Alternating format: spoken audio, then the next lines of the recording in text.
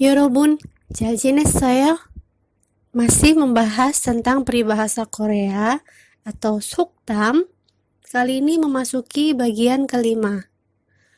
Pelajaran mengenai peribahasa menurut saya cukup penting sebab sering dipakai dalam percakapan sehari-hari, juga tidak jarang muncul soalnya di ujian topik maupun IPS topik. Peribahasa pertama kita hari ini, 등잔 밑이 어둡다. 등잔 artinya lampu lentera, mit bawah, i partikel subjek, 어둡다 artinya gelap.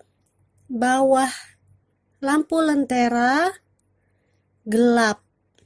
Ya, jadi kita tahu bahwa lentera mengeluarkan sinar, tapi di lentera yang mengeluarkan sinar itu bagian bawahnya gelap. Arti peribahasa ini, suatu hal yang dekat justru kadang-kadang tidak kita ketahui. Ya, misalnya suatu hal yang berharga. Kita sibuk mencari sesuatu yang berharga. Kita pikir itu adalah emas atau uang. Padahal sebenarnya hal yang paling berharga adalah diri kita sendiri. 땅 짚고 헤엄치기. 땅 artinya tanah, 짚고 berasal dari kata cipta yang artinya bertumpu, bersandar, ditambah tata bahasa 고. 헤엄치기 berasal dari kata 헤엄치다 yang artinya berenang. Kenapa pakai akhiran gini sudah pernah dibahas ya sebelumnya.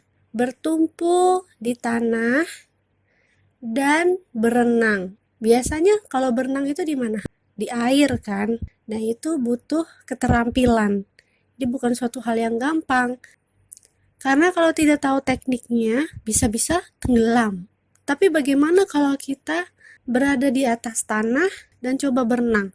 Ya, walaupun kita tidak tahu tekniknya, kita berenang-berenang aja itu tidak akan tenggelam. Itu adalah suatu hal yang siapa saja pasti bisa dan mudah sekali. Nah, itulah dia arti peribahasa ini. Dan ada satu lagi artinya yaitu sesuatu yang pasti tanpa keraguan. 뛰는 놈 위에 나는 놈이 있다.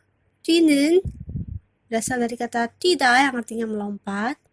Pakai tata bahasa untuk menjelaskan kata benda yang berada selanjutnya. 놈.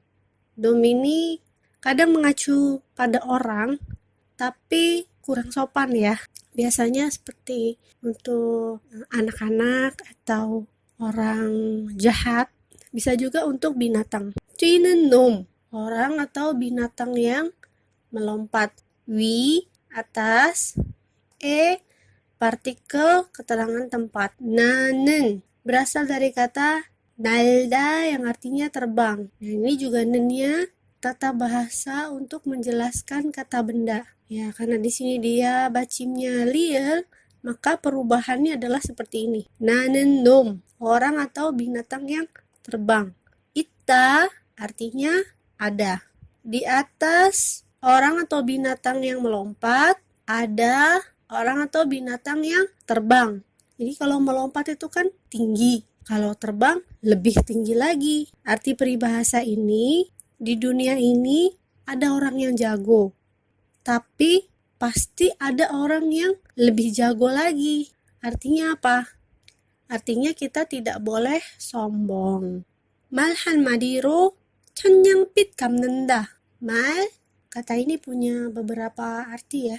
Tapi yang sesuai dengan konteks kalimat ini adalah perkataan. 한마디, ya, madi juga artinya perkataan.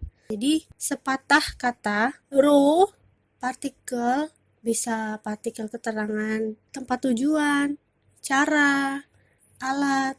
Ya, bisa diterjemahkan kira-kira menjadi dengan. 천냥 artinya adalah 1000 nyang. Nyang itu apa sih?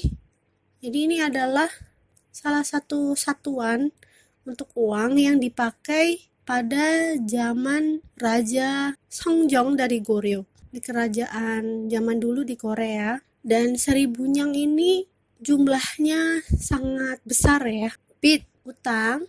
갚는다 berasal dari kata kapta yang artinya melunasi. Misalnya melunasi utang. Melunasi utang 1000 dengan sepatah kata. Ya ini artinya walaupun dia punya utang yang sangat banyak sekali, tapi jika orang itu pintar ngomong, bisa saja utangnya terbayarkan.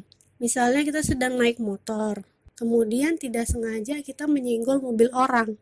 Pasti orangnya marah dong. Dia akan minta ganti rugi ke kita. Kalau membetulkan goresannya saja pasti butuh uang yang sangat besar. Tapi waktu kita bertemu orang itu, aduh Pak, saya mohon maaf sekali sudah menabrak mobil Anda. Aduh, tapi sepertinya ini hari keberuntungan saya. Yang saya tabrak ternyata orangnya sangat ganteng dan baik hati lagi. Jadi kita bilang seperti itu. Kemudian orangnya apa dibilang ganteng dan baik hati, kamu bisa aja, ya udah deh saya maafin kamu. Nah itulah arti peribahasa ini. Mari 시가 된다. 말 ya di sini artinya adalah perkataan. I partikel subjek, si yaitu siat ya artinya benih. Ga partikel subjek, 된다 dari kata 되다 yang artinya menjadi. Perkataan menjadi benih. Arti peribahasa ini, sebuah perkataan terutama yang sering kita ulang-ulang itu tidak jarang tumbuh dan menjadi kenyataan. Yang harus diingat, kita harus sering berkata-kata yang baik. Kalau kita bilang, aduh bodoh banget ya aku, bagaimana jadinya? Benar-benar jadi bodoh. Kalau menghadapi tantangan kita harus selalu bilang aku bisa, aku pasti bisa, supaya kita benar-benar bisa melakukannya. Bedo 먼저 맞는 게 낫다. Bedo artinya cercaan atau hinaan. 먼저 lebih dulu. 맞는 berasal dari kata mata, artinya bermacam-macam. Di sini yang sesuai adalah terkena atau mendapat. 맞는 게, jadi dia disambung dengan tata bahasa nengoshi atau nenge, sama aja ya. Koshi dia disingkat menjadi ge. Ini adalah salah satu cara untuk mengubah kata sifat atau kata kerja menjadi kata benda. Nata artinya lebih baik. Hinaan lebih baik diterima lebih dulu. Peribahasa ini artinya seandainya harus mendapatkan hal buruk, lebih baik cepat-cepat diterima dan diselesaikan. Misalnya kita harus presentasi dan biasanya rasanya gugup kan. Nah, kalau berdasarkan peribahasa ini, ya udah, apapun yang akan terjadi enak dijalani lebih dulu. Karena misalnya kita mendapatkan hal yang terburuk pun setelah itu segera selesai dan hati kita cepat menjadi tenang lagi. Moro 가도 서울만 가면 된다. Moro artinya menyilang. Kado berasal dari kata kada yang artinya pergi. Do juga, atau di sini bisa diartikan walaupun. Seoulman, Seoul atau ibu kota Korea Selatan. Man hanya atau cukup. 가면 된다. Ini sama ya. Dari kata kada pergi disambung dengan tata bahasa 으면 된다 yang artinya boleh atau cukup. 가면 된다 cukup sampai di Seoul atau yang penting sampai Seoul. Walaupun perginya menyilang, yang penting pergi ke Seoul. Ya, makna peribahasa ini tidak peduli bagaimanapun caranya, mau lurus, mau zigzag, mau mencong-mencong dulu, yang penting tujuan kita tercapai. 먼 사촌보다 가까운 이웃이 가깝다. 먼 berasal dari kata 멀다.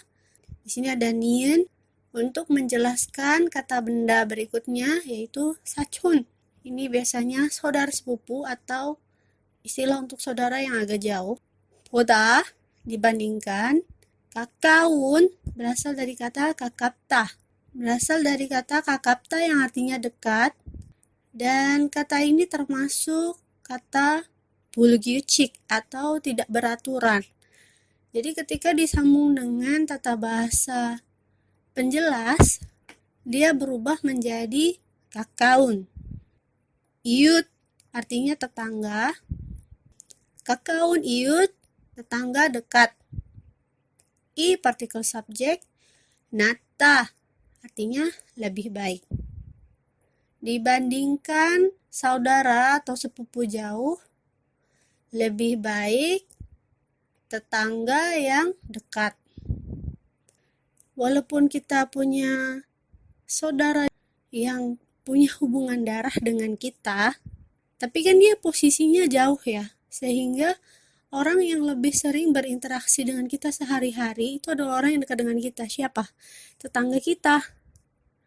Jadi, seandainya kita punya masalah, misalnya sakit, dan harus buru-buru ditolong, dibawa ke rumah sakit, yang bisa menolong kita lebih dulu itu adalah tetangga kita duluan kan, orang yang lebih dekat dengan kita posisinya. Berbaik-baiklah kita pada tetangga kita. 못 오를 나무는 쳐다보지도 마라. 못, bentuk negatif untuk menyatakan ketidakmampuan, artinya tidak bisa. 오를 berasal dari kata 오르다. Disambung dengan tata bahasa 을. Ini juga tata bahasa untuk menjelaskan kata benda berikutnya, tapi dia bentuknya adalah future tense atau kejadian di masa depan. 못 오를 나무, pohon yang tidak akan bisa dinaiki. 는 partikel subjek. 쳐다보지도 마라 berasal dari kata 쳐다보다 yang artinya menatap. Dia disambung dengan tata bahasa 지말다 yang artinya jangan. 쳐다보지 말다, jangan menatap. Di sini ada tambahan do untuk memberi penekanan. Pohon yang tidak akan bisa dinaiki, dilihat pun jangan. Ya, artinya sesuatu hal yang mustahil kita dapatkan, lebih baik jangan kita harapkan. Kenapa? Ya, nanti kecewa. 물에 빠진 사람 살리니까 보따리 달라고 한다. 물 artinya air. Partikel keterangan tujuan. 빠진 berasal dari kata 빠지다 yang artinya jatuh. Ya, pakai tata bahasa untuk menjelaskan. 사람, orang. 물에 빠진 사람, orang yang jatuh ke air. 살리니까 berasal dari kata 살리다, menyelamatkan. Disambung dengan tata bahasa nikah. Ini sudah pernah kita pelajari ya, tapi waktu itu kita pelajari artinya untuk alasan. Tapi bisa juga untuk kegiatan yang berlanjut. 보따리 artinya bungkusan, buntelan. 달라고 한다 berasal dari kata 달다. Ini punya beberapa makna dan konteksnya di kalimat ini artinya adalah meminta ya. Disambung dengan ragu hada atau mengatakan. 달라고 하다 artinya bilang minta. Menyelamatkan orang yang jatuh ke air, nikah, kemudian ya, atau yang terjadi berikutnya, orang itu bilang minta bungkusannya. Jadi ini ada ceritanya. Ada orang yang sedang bawa bungkusan. Nah, dia tuh sepertinya kerepotan. Kebetulan dia jatuh ke air yang ada di sampingnya. kecebur. Dia ditolong oleh orang lain. Tapi setelah ditolong diselamatkan, bukannya bilang terima kasih, dia malah nanya, "Mana buntelanku? Kembalikan buntelanku." Padahal nyawanya sudah diselamatkan. Tapi dia tidak berterima kasih, malah menyalahkan orang tersebut karena tidak ikut mengambil buntelan yang dia bawa. Jadi peribahasa ini menggambarkan kejadian tersebut. Ya, sekian dulu pelajaran kita hari ini. Tetap semangat untuk belajar peribahasa di sesi berikutnya ya.